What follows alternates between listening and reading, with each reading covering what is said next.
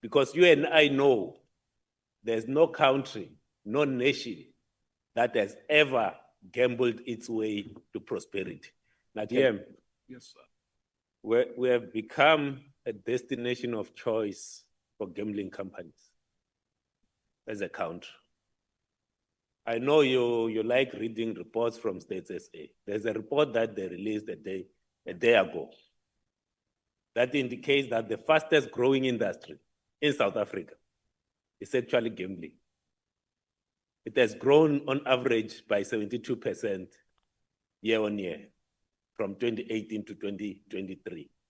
And it contributes over 54% of personal services spent by households. So, Minister, you convened the National Gambling Policy Council. You are saying that these bookmakers have bypassed the national legislation and they went straight to the provinces. In the National Gambling Policy Council, the provinces are there. The issue of advertising of gambling in South Africa. What are you doing about it? Because this is not a matter of legislation. Why is your department not updating the regulations on advertising so that we can limit the exposure of gambling in society? That's making South Africans more poor.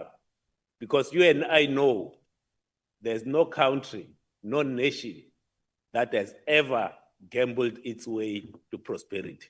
Now, thank you very much, Honorable Deputy Speaker. As you know, Honorable Gana, the one part that I was answering was with respect to what are we doing with Section 11. The one that came out of States SA report is a demonstration that South Africa is facing a gambling addiction problem. And we are arguing that one of the things that we should be doing is to ban the advertisement of gambling.